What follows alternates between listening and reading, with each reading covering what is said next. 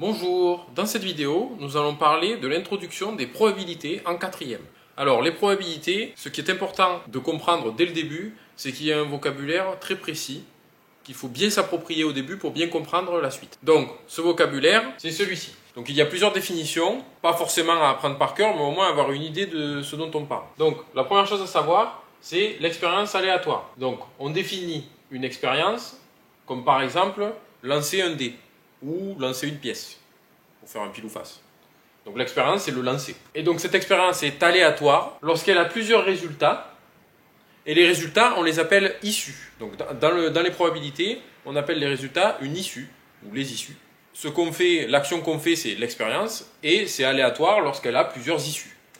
Donc, une expérience aléatoire, lorsqu'elle a plusieurs issues, comme par exemple si on fait un lancer de pile ou face, ben l'issue c'est soit pile soit face, et que l'on ne peut pas prévoir quel résultat se produira.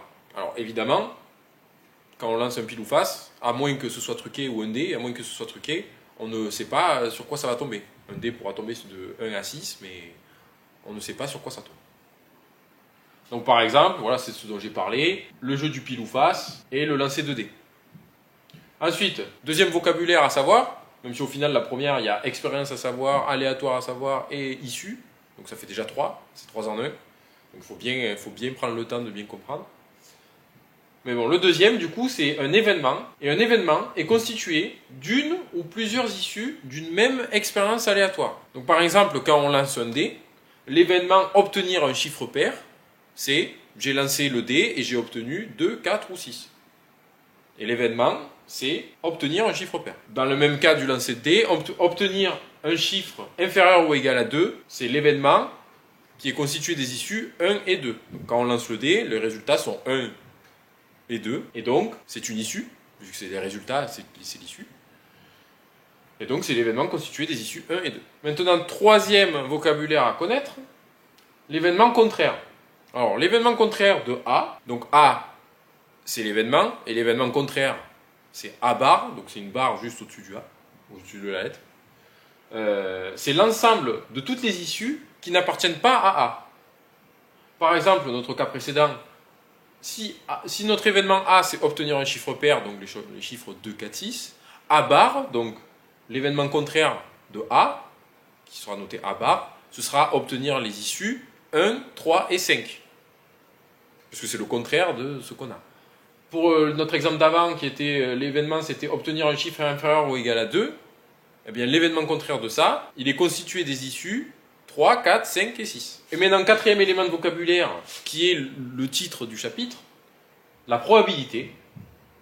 Donc, on parle de la probabilité d'un événement, donc c'est pour ça qu'il fallait définir événement avant.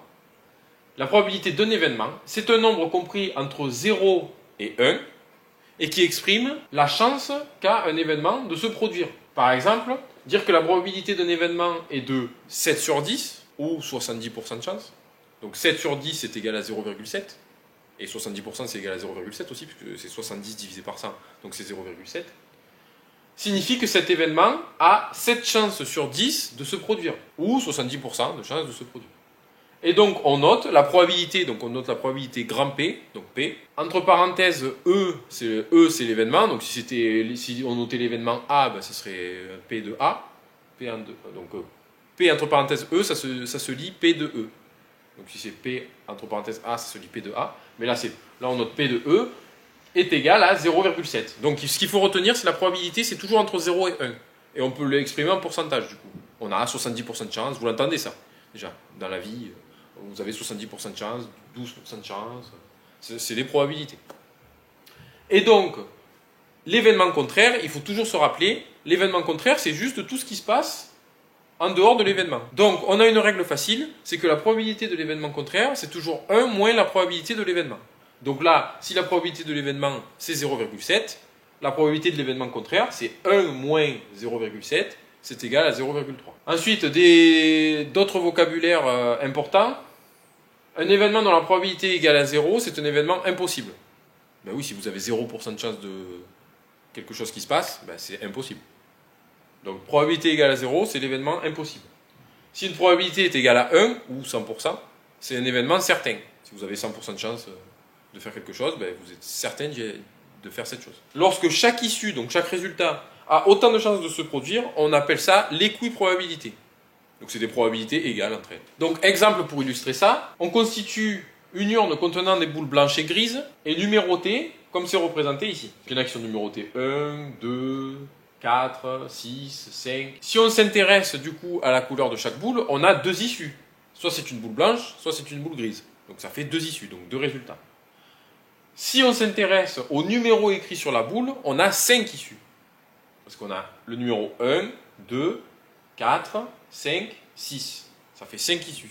5 résultats possibles, donc 5 issues. Un événement certain, c'est obtenir un numéro inférieur à 10 par exemple, puisque tous les numéros sont inférieurs à 10. Si c'était l'événement, c'était obtenir un numéro inférieur à 8, ben ce serait un événement certain aussi. Ou un événement supérieur ou égal à 1, c'est un événement certain. Et un événement impossible est, par exemple, obtenir une boule verte.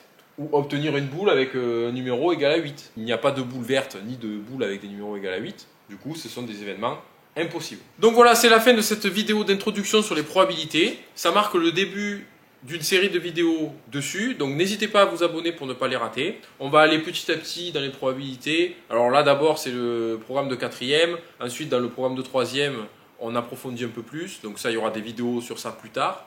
Mais là, tout d'abord, on va faire des vidéos d'application, calculer des probabilités par rapport au vocabulaire et tout ça. N'hésitez pas à aimer la vidéo si elle vous a plu et si elle vous a été utile.